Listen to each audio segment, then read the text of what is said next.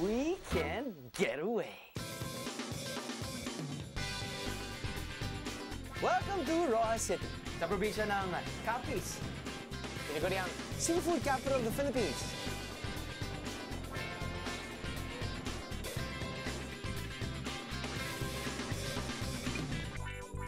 Ano, sama kayo? Tara na, biyahe na tayo. Weekend getaway na to. Let's get it on. At ang Weekend Warriors natin ngayong gabi, sina Ina Asistio.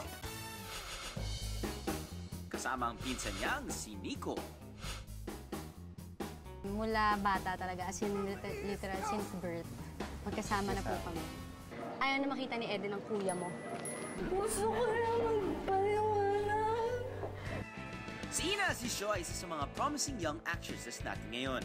Madalas natin siyang makitang gumaganap ng teen roles. Teka, akala ko ba ayaw mo na sa akin? Ano mang tawag dyan? Kagagahan? At minsan ay katambal pa ang kanyang real-life sweetheart na si Mark Heras. Sa biglang tingin, iisipin mong carbon copy siya ng kanyang inang na si Nadia Montenegro nung nagsisimula pa lamang ito sa showbiz. Magkapatid ang ina ni Nico at ang nanay ni Ina na si Nadia. Mula pagkabata ay magkabarkada na at halos magkapatid ang turing nila sa isa't isa.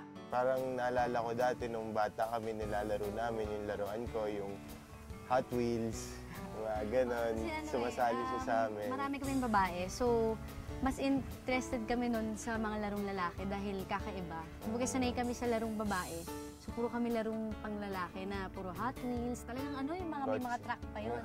Si Ate Ina, parang bait niya talaga. Grabe mapagmahal sa tao. Tsaka one of the boys.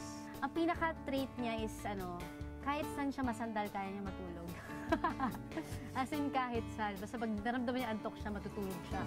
At ngayon nga, isang fun getaway ang inihanda namin sa kanila na susubok sa bonding ng magpinsan. Malusutan kaya ng dalawa ang mga travel mission na inihanda ko? Yeah. Kaya pa? Tara po!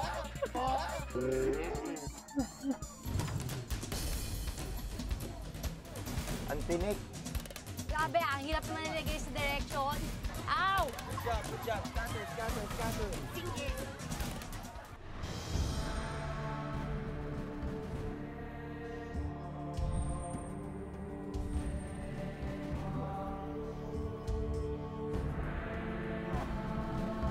There you go.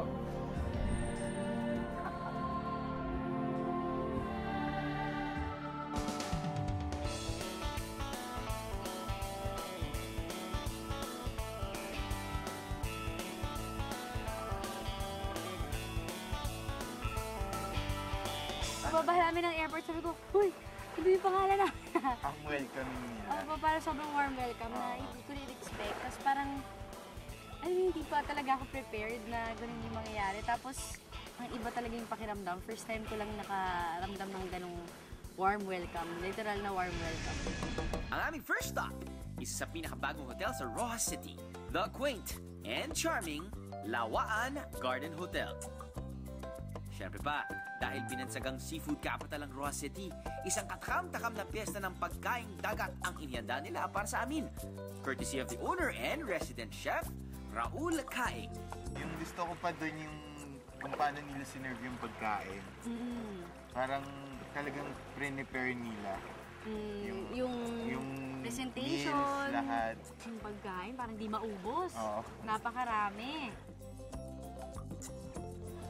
Pero itong si Ina, sa halit na tsumibog, aba picture-picture agad ang inatupag. Nung nakita ko yung presentation ng food, tsaka alam mo yung pagtingin mo palang napakasarap na. So ginawa ko, pinicturean ko siya isa-isa.